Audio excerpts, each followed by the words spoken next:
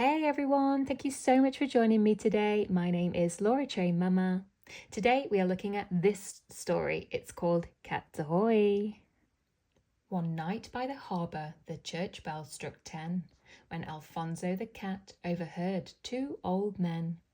"Did you hear?" said the first. "There's a boat on the way, which will be in the harbour at first light of day. It's laden with haddock from rudder to bow. It's the biggest catch ever." Alfonso thought, wow. Off shot Alfonso as swift as an arrow through alleys and gardens and streets dark and narrow. He told every cat to prepare for a treat. "Follow me and you'll get all the fish you can eat. There's a ship standing empty, a three-masted clipper. Meet there at midnight, her name is the Kipper."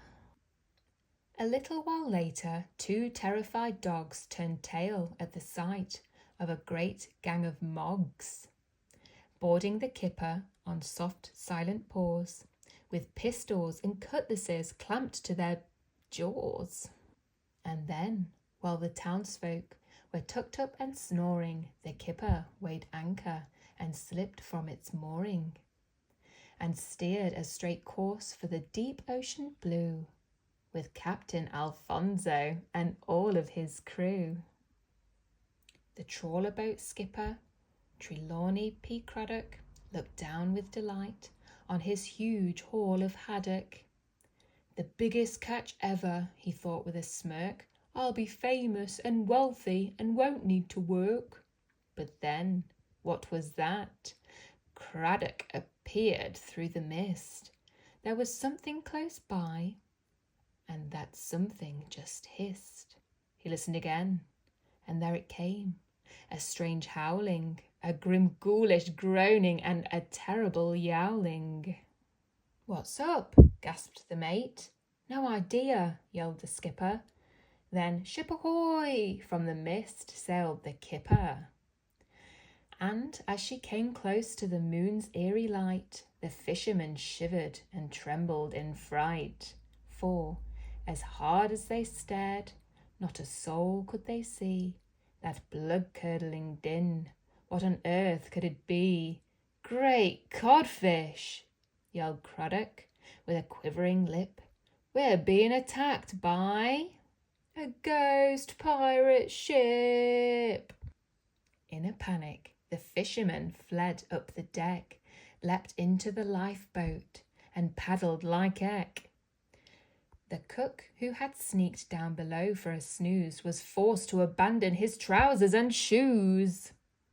And once Craddock's crew had rowed too far to hear, the voice of Alfonso cried, "Okay, all clear."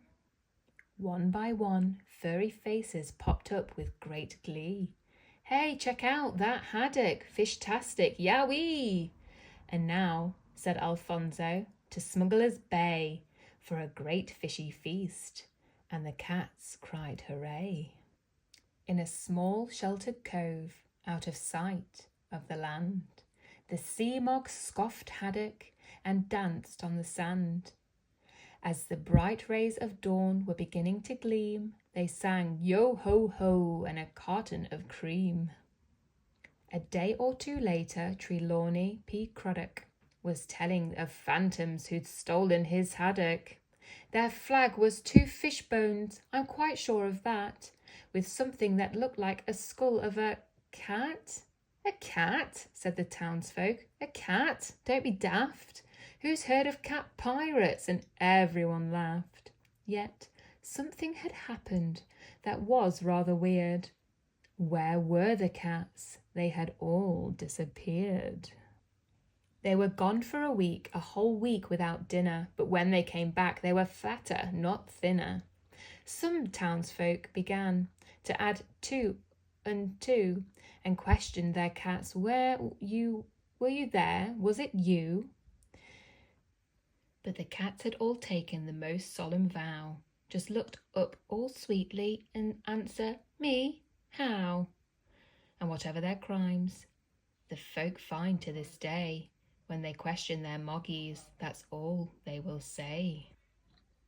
Thank you so much again for joining me. I hope that you enjoyed this story, and if you did, please don't forget to like and subscribe.